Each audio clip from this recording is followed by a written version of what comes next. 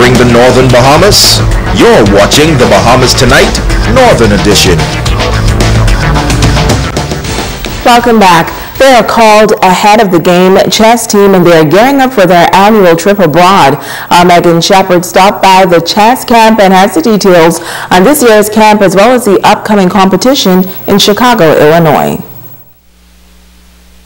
Math teacher and chess coach Sean Sorsby says that this year the summer chess camp expanded to include math classes for BJC, BGCSE, and SAT prep. He says that as a math teacher, he realized that students did not fully understand the need for math classes in everyday life. So he also included finance classes to prepare them for real-life situations. What we're doing is we're saying there's real topics. Money. Everybody know that they need money. You know that you need to save it. You should know that you need to invest it. You should know what a stock is. You should know what a bond is. You should know what real estate investment is. So we're bringing those real life topics and we're integrating that with the math. And it's been really good because with chess, it's a game that teaches you how to solve problems. So they're learning how to solve the problems not only in the classroom, but the problems that's in life too. For the past 3 years, Sorsby has taken a group of students on an international trip, which exposes them to different cultures and international competition.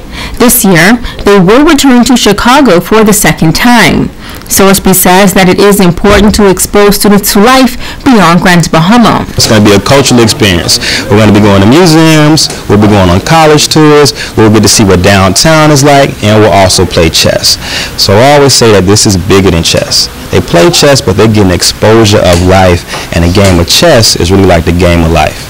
You're learning to think ahead. You're learning to make better decisions. You're learning if I see my future, if I see it, then I can actually get it. And we should want our children and future generations to know that they can compete with anybody, and they're supposed to be there. They can get off this island and do anything they want to all around the whole world.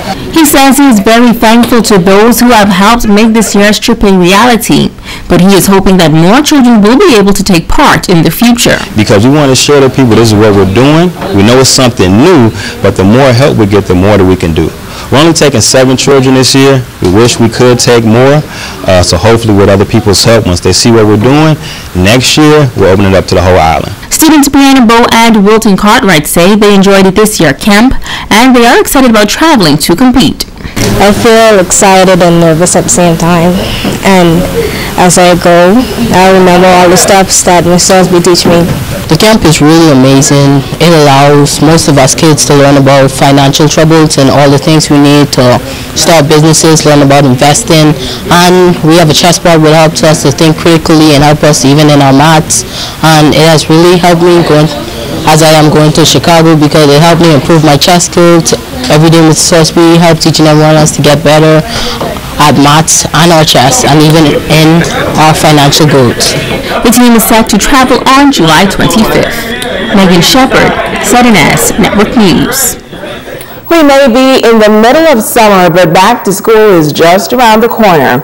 On August 5th, the Freeport Seventh-day Adventist Evangeline Service Center will host a gospel extravaganza with huge giveaways of school uniforms, books, clothes, and shoes. Member of the Education Committee, Alicia Dion Wildgoose, says that they are inviting the community of Grand Bahama, particularly those who are in need, to come out.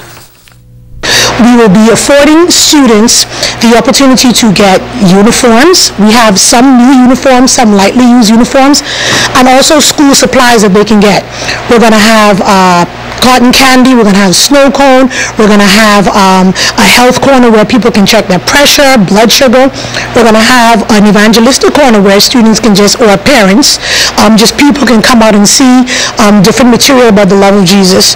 We're also going to have food on sale. It's going to be a huge extravaganza. But again, the most important thing is we will be giving back to the community. Alicia Jervis Garland, Education Director, says that on that day, a gospel trunk extravaganza competition will also take place. We'll have a competition where people will come with a Bible theme and they will decorate their trunks according to the theme. It is a competition, so we want it to look good and express the theme that is given. There will be trophies and prizes for those who enter. You have to enter, get your theme, work on it, and it will be displayed here on the field.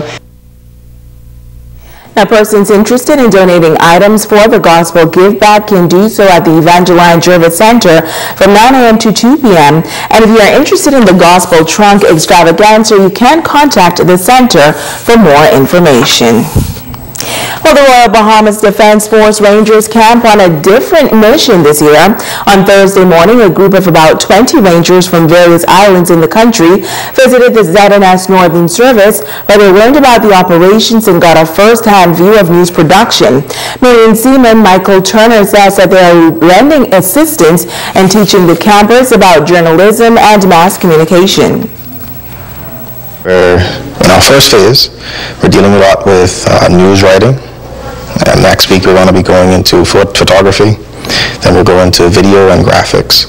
And the whole idea is to expose the kids to a lot of the options that they do have. ZNS is the voice of the Bahamas. And so we just thought that the experience for them to see exactly what it is that you do, in addition to what they would have learned in the classroom, would have been a good one for them. ZNS has been around for a while. So we know that they have longevity and consistency, and so we thought it would be a good option. Certainly right. Well, the campers got a chance to hear from the Deputy Director of Television, Brando Stewart, who gave them advice on following their dreams, working hard, and never giving up when in pursuit of your goals. Campers were quite receptive. Today, in the rooms and all of the important equipments that I saw, how they bring in the videos and bring them out, how they edit the videos, ma'am, it really got me, and I really appreciate the tour today, ma'am. The thing that I found interesting about in today's tour is how they arrange their editing, how they pick one piece of what they've already recorded and put it inside their story, and especially how the writers, they take their time, they put effort into what they write. When he told us about his journey about getting inside of ZNS, it really motivated me to keep pushing and never stop until I reach my dreams and accomplish my goals. And we had a wonderful time with them today. And now it is time to Ask the Doctor.